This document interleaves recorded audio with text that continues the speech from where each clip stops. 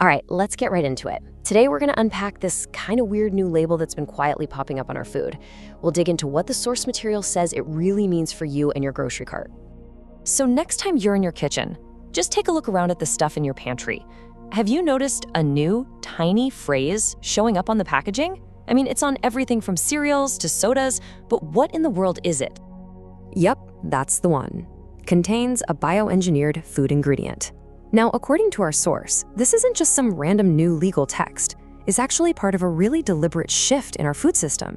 So let's break down what that actually means. Okay, first things first. We have to understand that this new term didn't just appear out of thin air. No, it has a very specific history, and it's tied to a much more, let's say, familiar acronym. And there it is, side by side. Bioengineered is basically the new official government term for what we've all known for years as GMOs, genetically modified organisms. It's pretty much the same concept, just with a brand new name. So the big question is, why the switch? Let's walk through how this all went down. The source explains that basically, as more and more shoppers started actively avoiding GMOs, food companies went to Congress asking for a term that sounded, a little less alarming. So in 2016, a new law was passed, and then after 2020, this new bioengineered label just started to quietly roll out with no big fanfare or public announcement. So we know what it's called, but what does bioengineered actually mean when it comes to the food itself? Well, according to the source, a huge piece of this puzzle has to do with the use of a very specific chemical, glyphosate. You probably know it as a common herbicide. So here is the official USDA definition. It's food that has had its genetic material tweaked in a lab in a way you just wouldn't see happen in the natural world. But what's the point? Why are they actually doing this to the crops in the first place? And this is where it gets really interesting. The source lays out a pretty clear process. See, a main reason to bioengineer a crop is to make it super tough. So tough that it can survive being heavily sprayed with powerful herbicides like glyphosate. The idea is that this leaves a residue on the crop, which then, makes its way into the food we eat. And that brings us to a really big point of discussion in the source material. It points to research that discusses potential links between exposure to glyphosate and a whole list of health issues. So this connection between the herbicide-resistant crops and our health is really a central part of the conversation. Okay, you might be thinking, this is probably just in a few obscure products, right?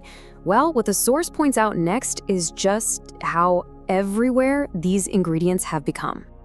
It really boils down to these four major players: corn, soy, canola, and sugar beets. According to the source, these are the absolute workhorses of the American food supply.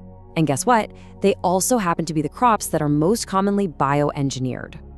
So what does that actually mean for you when you're walking down the grocery aisle? Well, the source estimates that an absolutely massive 70% of all the processed foods on US shelves contain at least one bioengineered ingredient. 70%! And we're not just talking about one section of the store. Think about it. It's the building blocks of so much of our food. The oils we cook with, the corn syrup in our sodas, the stuff in our cereals, crackers, cookies. It's even in the feed given to livestock. And this is the key takeaway the source really hammers home. It's not about freaking out over eating one cookie. It's about the bigger picture, this small but constant exposure from breakfast, lunch, dinner, and snacks, day in and day out. Okay, so if this stuff is in so many foods, why don't more of us know about it? The source argues that's not an accident. It's actually part of the design. One of the biggest critiques from the source is how incredibly vague this label is. It tells you something in the box is bioengineered, but which one? Is it the corn syrup, the soy lecithin, the canola oil?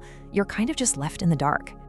But that all assumes you even find the text in the first place, because the law actually gives companies another way out, a much sneakier way to disclose this info.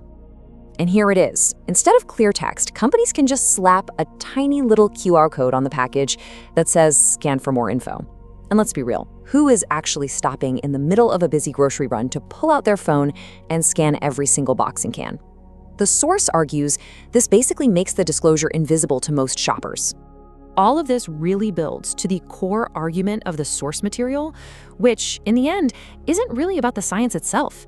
It's about something more fundamental: trust and a right to know what we're buying. This quote from the source really just says it all, doesn't it? The argument is that when GMO became a term that people were worried about, the strategy wasn't to address the concerns, it was just to change the word to something nobody recognized. So, to be super clear, this isn't about debating whether bioengineering is good or bad. The source's argument really boils down to transparency. The point is, consumers asked for clarity, and it argues that what they got instead was a new word designed to make things even more confusing.